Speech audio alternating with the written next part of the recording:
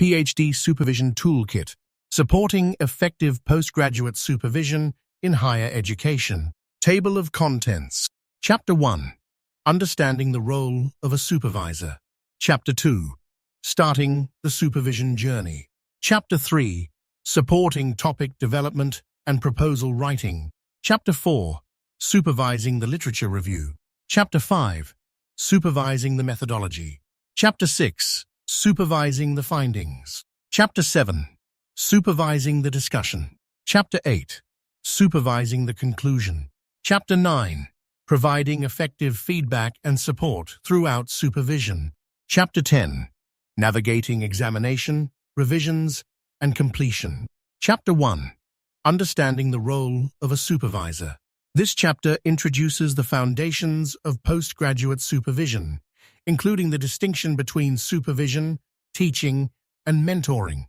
It discusses the evolving role of supervisors in supporting research integrity, intellectual growth, and professional development. Supervision differs from teaching in its emphasis on intellectual partnership and individualized guidance. While teaching focuses on transmission of knowledge, supervision is about facilitating the student's journey into becoming a knowledge creator. It also differs from mentoring, which tends to be broader and more career-oriented. The best supervisors integrate all three roles, but with clarity and balance. Effective supervisors are not just academic guides. They are developmental mentors, scholarly interlocutors, and guardians of research ethics. They must balance authority and autonomy, structure and freedom, critique and encouragement. They play a central role in modeling academic integrity, research rigor, and professional resilience. Chapter 2. Starting the supervision journey. This chapter covers the first steps in supervision: setting expectations, developing supervision agreements, understanding roles and responsibilities, and building rapport with students from diverse backgrounds. Good supervision begins with a clear understanding of mutual expectations. Early conversations should cover availability, communication norms, feedback timelines, preferred working styles, and the structure of meetings.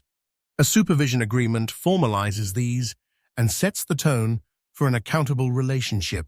Supervisors must also be sensitive to cultural, linguistic, and disciplinary diversity. This involves acknowledging different academic traditions, recognizing potential power imbalances, and creating a psychologically safe space for dialogue.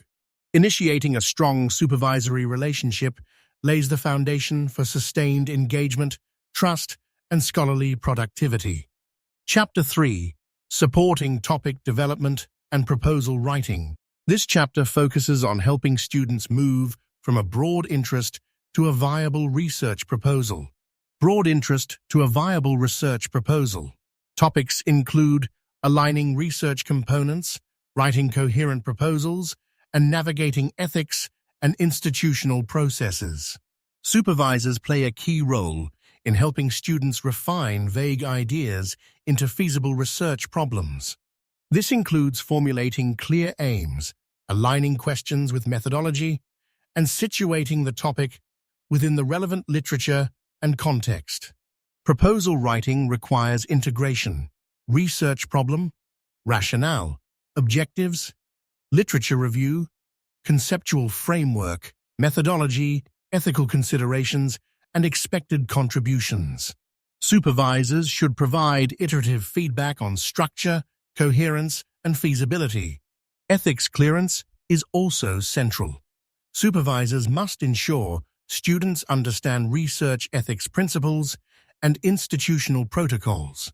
Chapter 4. Supervising the literature review. This chapter guides supervisors in helping students critically engage with existing scholarship. It covers sourcing credible literature, thematic synthesis, conceptual framing, and avoiding plagiarism. The literature review is more than a summary. It is a critical engagement with the scholarly field. Students must learn to organize literature thematically, synthesize arguments, and identify conceptual gaps. Supervisors can guide students to use peer-reviewed sources, build a conceptual framework, integrate theory and empirical work, avoid summary syndrome and over-reliance on secondary sources. A well-developed literature review frames the research, justifies the study, and builds the student's academic voice. Chapter 5. Supervising the Methodology. This chapter explains how to guide students in selecting, justifying, and articulating a sound research design. It emphasizes methodological coherence, ethical integrity, and practical feasibility. The methodology chapter must align with research questions.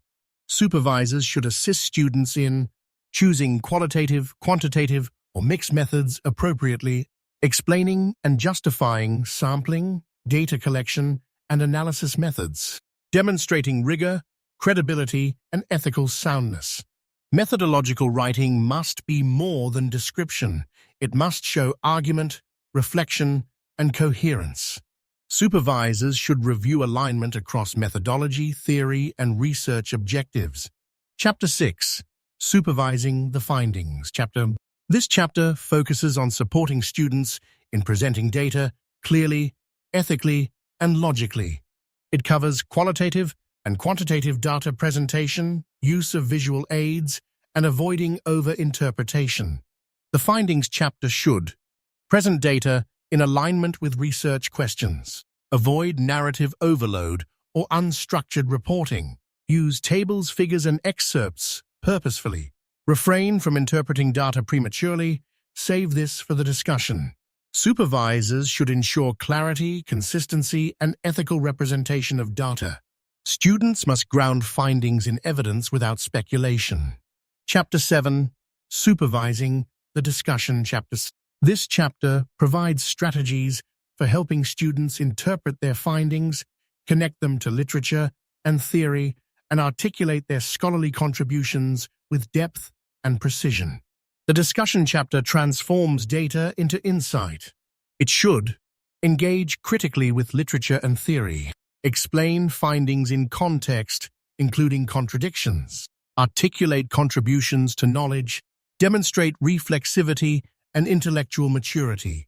Supervisors should encourage students to move beyond surface-level claims and link their work to broader scholarly debates and practical implications. Chapter 8. Supervising the Conclusion.